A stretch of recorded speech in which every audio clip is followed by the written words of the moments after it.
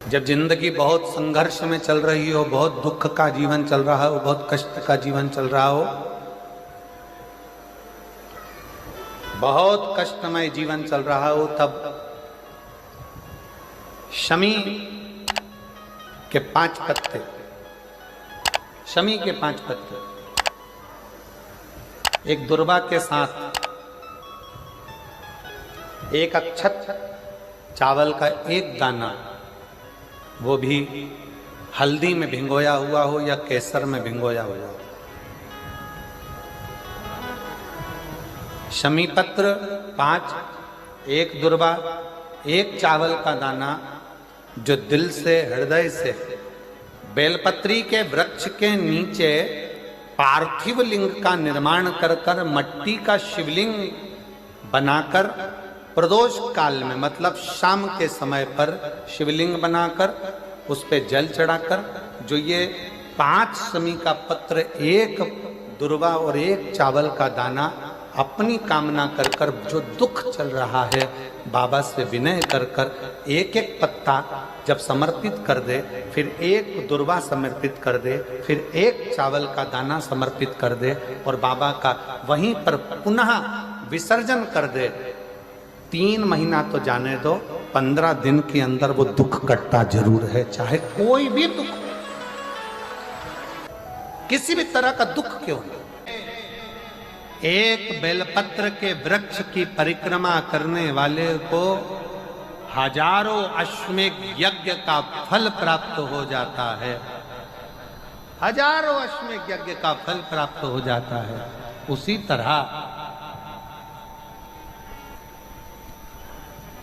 तरह एक पार्थिव लिंग का निर्माण करने वाले को, मिट्टी का शिवलिंग का निर्माण कर कर पूजन करने वालों को 12 ज्योतिर्लिंग के शिवलिंग के दर्शन का पुण्य फल प्राप्त। बहुत ध्यान लगाकर सुनिएगा। एक बेलपत्री और उस बेलपत्री में एक चंदन की बिंदी और एक अक्षत का दाना मात्र रखकर भी अगर शिवालय पर चढ़ा दी जाती है, एक बेलपत्री, एक चंदन का बिंदी, और चंदन फिर निवेदन करेंगे। आज के जमाने में तुम लोग सब घिसा घिसाया, पड़ा पड़ाया, डब्बी का सामान ले लेकर, वो नहीं, चंदन की एक मुठिया रखो, थोड़ा सा भी घिसो, जरा सा भी घिसो, उसकी एक बिंदी और एक चावल का दाना, जब हम भगवान देवाधिदेव महादेव को समर्पित करते हैं, अपनी कामना कर कर समर्पित करते हैं, तो निश्चितता है, महापुराण की कथा कहती है, शंकर भगवान उसका फल शीघ्र प्रदान कर देते हैं। भले आपने कुछ करा ना करा, उसका फल तुम्हें मिल जाता है। में जाना, लोटा भरकर जल समर्पित करना, और कभी तुम्हारे जीवन में अगर तुमको लग रहा है कि मैं दुखों से पीछा छूट ही नहीं रहा, तब उस जगह पर बेलपत्री के मध्य भाग में पीला चंदन, ये जो पत्ती है और ये 2 पत्ती हैं, ये बड़ी पत्ती और ये बीच की जो 2 पत्ती हैं, इसके बीच में जो डंडी का भाग रहता है, जो बीच में डंडी का जो भाग है, बड़ी पत्ती और ये 2 छोटी पत्ती के मध्य में जो डंडी का भाग है, उस डंडी के भाग में पीला चंदन और एक अक्षत पीला, शंकर भगवान को आप अगर प्रदोष काल में समर्पित कर रहे हैं, तो ये निश्चित है कि धीरे धीरे कर कर वो दुख समाप्त होगा, वो दुख कटेगा ही। प्रगत वर्णन किया गया शंकर भगवान की आराधना में, शिव की आराधना में, जब तुम्हें लगता है कि तुम्हारा व्यापार नहीं चल रहा, कोई तुम्हें धोखा दे रहा है, लक्ष्मी नहीं आ रही, बहुत चिंता में पड़े हुए हो, बहुत टेंशन में जिंदगी चल रही है, बहुत बीमारियां तुमको घेर ली है और चारों तरफ अंधेरा ही अंधेरा नजर आ रहा है, तुमने विचार करा अब मैं तो मर जाऊं तो अच्छा, मैं सुसाइड कर लूं तो अच्छा, मैं मर जाऊं तो अच्छा, तो मरने से पहले एक काम कर कर देखना, शंकर भगवान की आराधना कर कर देखना, शिव पर एक लोटा जल चढ़ा कर देखना, और ज्यादा चिंता, ज्यादा टेंशन हो तो बेलपत्री के जड़ को घिसकर उसका चंदन बनाकर शंकर को लेपन कर कर उसकी भी आराधना कर कर देखना कि बेल चंदन का फल क्या। बेलपत्र, एक बेल, ये कोई साधारण नहीं, एक बेलपत्र एक बेल, ये कोई साधारण नहीं, एक बेल। इसकी नीचे की डंडी से लेकर ये दो पत्तियां जहां लगी हैं और दो पत्ती से लेकर ये बीच की जो पत्ती है उसमें जो गैप है, उसमें जो जगह है, दिख रही है आपको? ये दो पत्ती से लेकर बीच की पत्ती के बीच में जो जगह खाली रहती है, 33 कोटि देवी देवताओं विराजमान रहते हैं इस बीच की जगह में। जब शिव जी को चढ़ाया जाता है तब इस पत्ती के बीच की जगह शंकर के शिवलिंग पर रखा जाता है, तो शिव जी इतने प्रसन्न होते हैं कि मेरी स्तुति करने के लिए ये भक्त 33 कोटि देवताओं को लेकर आया है, मेरी स्तुति करने के लिए। लोग चावल लाए, लोग अंबारियां लाए, धन लाए, दौलत लाए, संपदा लाए, पर एक शंकर का भक्त ऐसा होता है जो एक बेलपत्री के रूप में 33 कोटि देवताओं को, 64 योगिनियों को, आदि शक्तियों को शंकर को समर्पित करता है। कितना सुंदर संवाद है, कितना सुंदर बात कही कि भूल से भी किसी तीर्थ में नहीं गए, कहीं हमने गौदान नहीं करा, कहीं हम किसी तीर्थ में नहीं गए, हमने कहीं गौदान नहीं करा, हमने कहीं ब्राह्मण भोजन नहीं कराया, हम कहीं गंगा यमुना कावेरी सरस्वती नर्मदा छिपरा पुण्यवान नदी में हम स्नान नहीं कर पाए। शिव महापुराण की कथा कहती है भूलवश भी अगर पिपलेश्वर या बटकेश्वर किसी शिवालय पर भूल से भी अगर एक लोटा जल चढ़ जाता है तो देव अधिदेव महादेव सारे तीर्थों का फल अपने आप प्रदान कर देते हैं। भूल से भी चढ़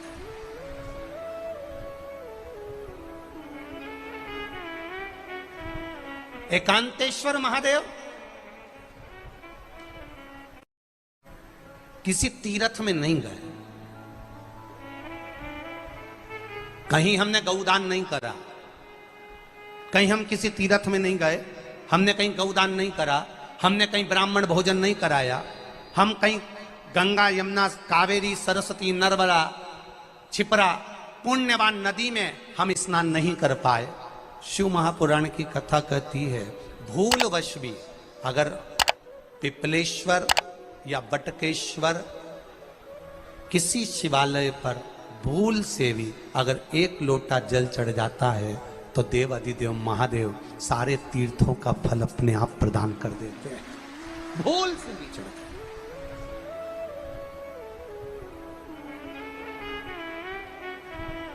एकांतेश्वर महादेव जो कि एकांत में बैठा हुआ है, एकांतेश्वर महादेव अकेला बैठा है अलमस्त होकर। आप जा रहे हो गाड़ी लेकर, आप 4 व्हीलर गाड़ी में जा रहे हो, ट्रैक्टर में जा रहे हो, ट्राली में बैठकर जा रहे हो, क्रूजर में बैठकर जा रहे हो, 2 व्हीलर गाड़ी में बैठकर जा रहे हो और एकांतेश्वर महादेव का मंदिर दिख गया, कोई एकांत में, भले उसका नाम नहीं मालूम तुमको कि कौन सा महादेव, और अकेला बैठा है जंगल में, वृक्ष की छांव में, एक ओटले पर, कोई दीवार नहीं, कोई जाली नहीं, कोई गेट नहीं, कुछ भी नहीं।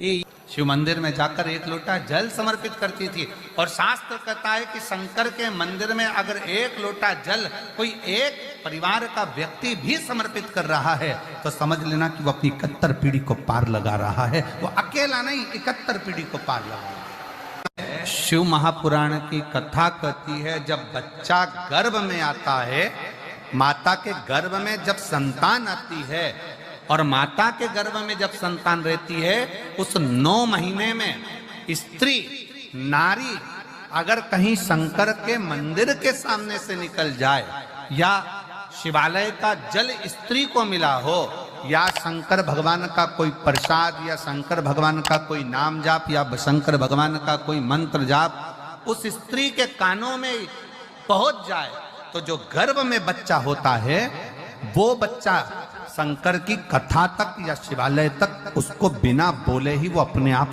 चला ही जाता है, पहुंच ही जाता है। उस गर्भ में रहने वाले बच्चे को भगवान शंकर के मंदिर के सामने से भी कोई गर्भवती स्त्री निकल कर चली जाती है तो उसका भी फल उसको प्राप्त हो जाता है। उसका भी फल उसको प्राप्त हो जाता, और वो फल साधारण नहीं होता। क्यों? बेलपत्री को जब भी चढ़ाया जाता है तो पीछे की डंडी पकड़कर नहीं चढ़ाया जाता। बेलपत्री को चढ़ाने के लिए मध्य भाग को, जैसे यह बेलपत्र होता है तो इसका मध्य की जो डंडी होती है, मध्य भाग होता है बेलपत्री का, तब मध्य भाग को पकड़कर हम भगवान शंकर को बेलपत्र समर्पित करते हैं। कोई भी बेलपत्र ऐसे नहीं चढ़ाता कि डंडी पकड़ के चढ़ा दिया, फिर पीछे की डंडी पकड़ के चढ़ा दिया, फिर पीछे की डंडी पकड़ के चढ़ा दिया, फिर डंडी पकड़ा, फिर चढ़ा दिया ना। मेरे देवादिदेव महादेव को जब भी बेलपत्र चढ़ाया जाता है तो मध्य भाग, पीछे की डंडी पकड़कर नहीं, मध्य भाग से भगवान शंकर को बेलपत्र समर्पित किया जाता है। मध्य भाग से जब भी पकड़ेंगे तो मध्य भाग को पकड़कर बेलपत्र समर्पित करेंगे। क्यों?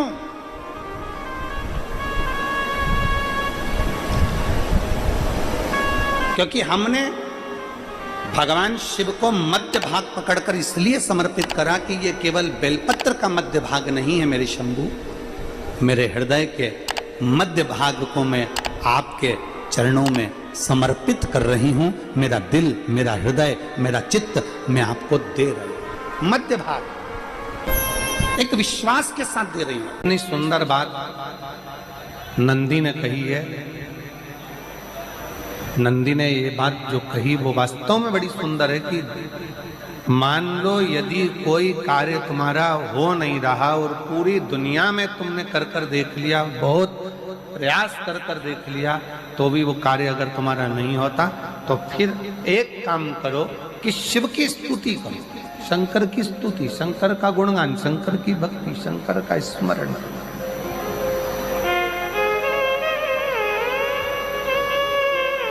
फिर शिव की स्तुति करिए, शंकर से विनय करिए, शंकर से निवेदन करिए, शंकर का गुणगान करिए।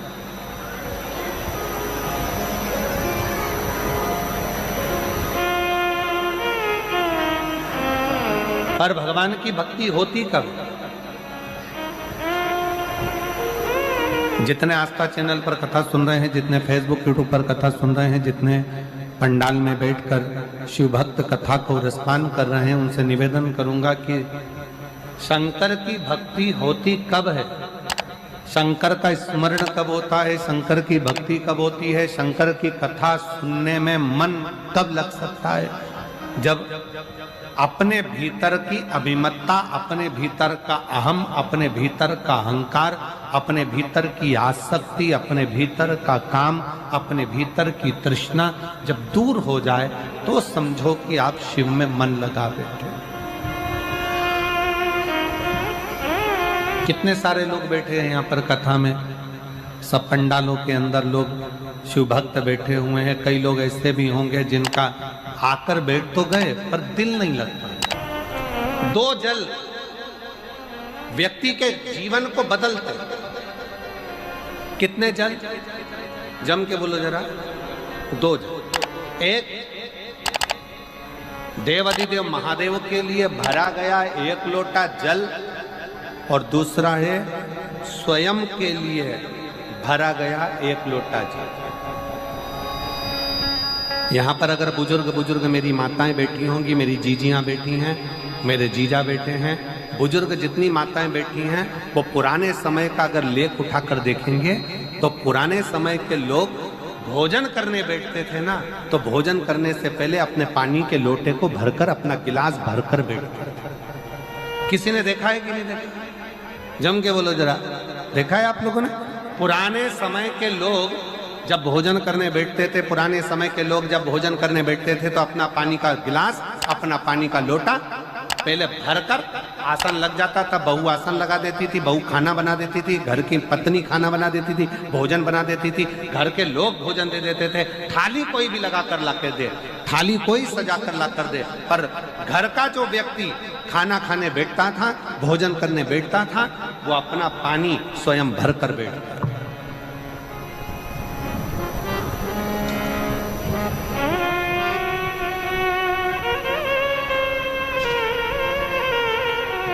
आज के जमाने में दुनिया के लोग कहते हैं मैं दुकान चला रहा हूं, दुनिया के लोग कहते हैं मैं घर चला रहा हूं, दुनिया के लोग कहते हैं मैं ये कर रहा हूं। तुम अपना खुद का पानी भरकर तो बैठ नहीं रहे और कह रहे हो कि घर चला रहा हूं। स्वयं का एक गिलास पानी व्यक्ति नहीं भर पा रहा। कितना सुंदर कहा है महाराज जी। बहुत सावधानी से सुनिएगा। दो जगह का जल व्यक्ति के जीवन को बदल देता है। एक शिव के लिए भरा गया जल और दूसरा स्वयं के लिए भरा गया जल। स्वयं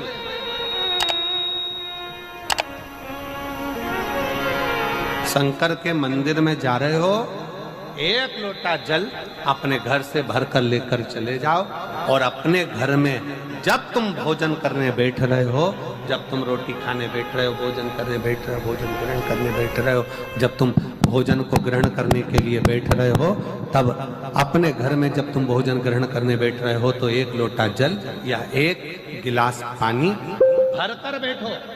बहू अच्छी है, पानी भरेगी, मना नहीं है। बेटा अच्छा है, पानी भरेगा, मना नहीं है। पोता अच्छा है, पोती अच्छी है, नाती अच्छा है, पंती अच्छा है, घर में सब अच्छे हैं। तुम्हारी पत्नी भी अच्छी है, तुम खाना खाओगे तो वो पानी ला कर दे देगी। तुम्हारी बहू भी अच्छी है, तुम भोजन करोगे तो वो पानी ला कर दे देगी। तुम्हारा परिवार का हर व्यक्ति अच्छा है, तुम्हारा कहना मानता है। तुम जिमने बैठोगे, भोजन करने बैठोगे तो वो पानी ला कर देगा। पर शिव पुराण की कथा कहती है, जो व्यक्ति भोजन करते समय अपना जल स्वयं भरकर बैठता है, उसकी जिंदगी में से 3 रोग समाप्त हो जाते हैं। कितने रोग समाप्त हो जाते हैं? 3। पहला, अपना जल स्वयं भरकर बैठने वाले के घुटने का कभी भी डॉक्टर उसके घुटने बदलने का बोलेगा ही नहीं, घुटना बदल ही नहीं सकता। स्वयं का जल भरकर बैठो। दूसरे नंबर पर, जिसकी रीढ़ की हड्डी में कमर से लेकर कंधे तक जिसकी हड्डी में दर्द होता हो, या जो सुबह सुबह सोकर उठता हो और उसके कंधे दुखते हो या पीठ दुखती हो। दूसरे नंबर का रीढ़ की हड्डी का दर्द। और तीसरे नंबर का, डॉक्टर को दवाई खा खा कर परेशान हो गए और आधा सिर का रोग, भुकुटी, ये भौएं दुखती हो, सिर दुखता हो, ये कान के पास का दर्द होता हो, तो अपना भोजन करते समय अपना पानी स्वयं भर कर बैठो। आपको ये 3 रोग से मुक्ति अपने आप मिलना प्रारंभ होगा, अपने आप।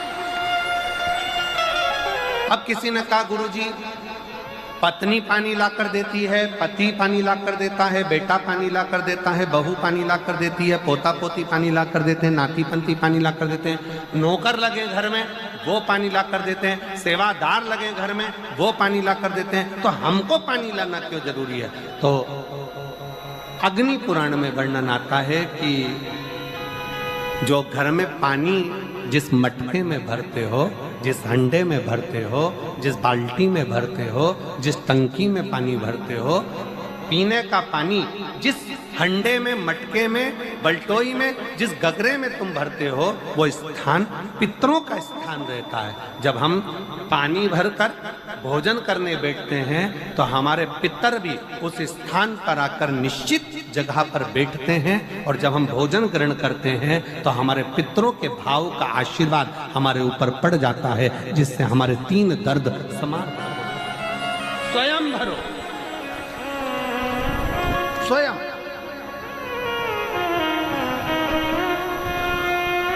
अब आज का जमाना इतना विचित्र है कि नौकर चाकर, परिवार, घर इतना बड़ा हो गया। आज के जमाने में कोई सोफे पे से उठना पसंद नहीं करता, वहीं से आवाज लगा देते हैं, ला मेरा भोजन लगा दे, रोटी लाओ। रोटी आई तो मालूम पड़ा पानी ला कर रखा बहू ने। वो बहू ला देगी, बहुत अच्छी है, बहू बेकार नहीं है, बहुत अच्छी है, बेटी बहुत अच्छी है, ला देगी पानी, भोजन भी लाएगी, पानी भी लाएगी, सब कुछ लाएगी। पर पहला फर्ज अपना है, जब तक शरीर चले, पांव चले, हाथ पैर चले,